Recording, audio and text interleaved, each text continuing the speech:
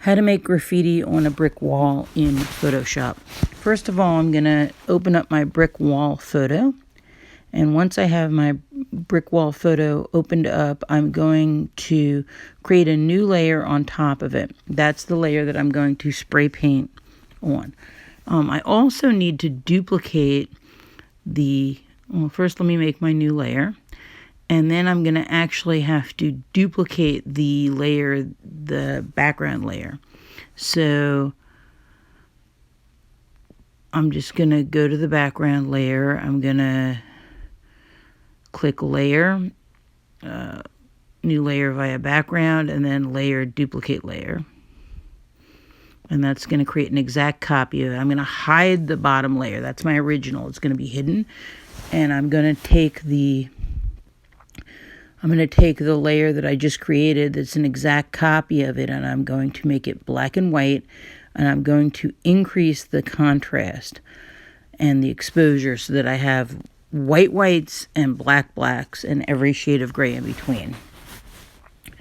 So first I'm going to change the exposure. Then I'm going to change the contrast. I just keep going image adjustments, and I'm just playing around with the adjustments until I have a very high contrast image. So the other thing I'm going to do is curves. Just pull that down. And then finally I'm going to go image adjustments, black and white. If it looks a little too gray, I can change the exposure, image adjustments, exposure, and continue playing around with the contrast till I get it exactly how I want. So now I'm going to save it, File, Save As, and I'm going to rename it Brick Wall Black and White. And it's very important that you preserve this copy of the image because you're going to have to refer to it when you create your displacement map. So now I'm going to lock this layer, and I'm going to work on the top layer that I created before, and that's where I'm going to put my spray paint. But I have to fix my brush settings now.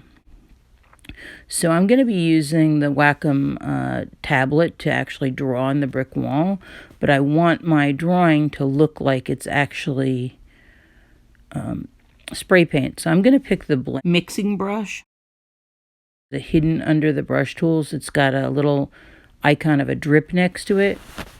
And then I'm going to go to Windows and Brushes. And I'm going to play around with getting a brush that looks kind of like spray paint. Once I have the brush that I want picked, I'm going to go to the brush settings menu, and I have to make my brush pressure sensitive. That means that the harder I press with the stylus on the tablet, the wider my lines are going to be. And I'll show you how to change the pressure sensitivity in a minute. Actually, before that, I'm going to set the size of my brush, and then I'm going to pick my colors. So I'm going to go over to the little color swatch square, and I'm going to pick what color I want my brush to be. So for now, I've picked yellow. I can always change the color later. So as you see, I'm messing around. I got blue for the background, yellow for the foreground. Now I'm going to go to my brush settings. I'm going to go to Window and click Brush again.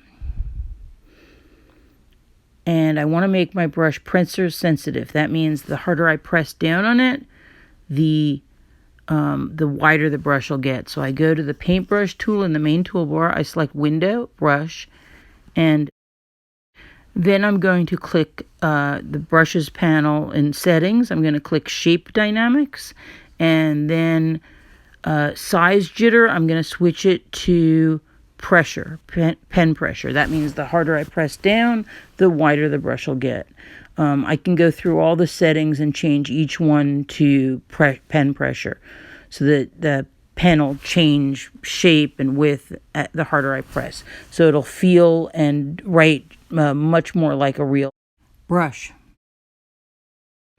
Then I'm going to go to my mixer brush, which has a little drop next to it. It's not the regular brush. And the reason why I'm using the mixer brush is because when I overlay two colors, they're going to mix. If I want to adjust the width of the brush, make it fatter, I can go up to the toolbar where the little paintbrush is, and I can see how when I put the blue over the yellow, it's turning green because it's a blending brush. But if I want to make the brush fatter, all I have to do is go up to the upper left-hand corner and change the size. It'll still be the same texture of brush. It'll just be wider. So I'm just making some graffiti on my wall with my spray can.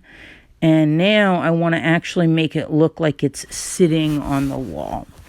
So I'm going to go Filter, Displace, Distort, changed it to 30, and I'm going to go back to my black and white image of the brick wall. I'm clicking on that, and it's going to displace or distort right to the brick wall. Now, it may look to you that it's pretty much the same, but it actually changed a lot. I'm going to undo it. That's what it looked like before, and now I'm going to redo it to show you what it looked like after it displaces to the brick wall. And it really looks like it's sitting on the wall, which you can really see if I make the brick wall invisible. You can almost see the brush pattern in the paint. Now, I'm going to hide the black and white version. I'm going to go back to my original color version, and now I'm going to experiment with the blending modes. And each blending mode will make it look different, and you find the one that makes it look like it's the most realistically sitting on that brick wall. When you're finished, you're going to click image size, and make sure that you've got 300 pixels per square inch, so you've got a nice high-res photo that you can print out, and you're going to save your file as a JPEG. This is Rachel Winneberg, the Helpful Art Teacher, with another art technology tutorial. Thank you.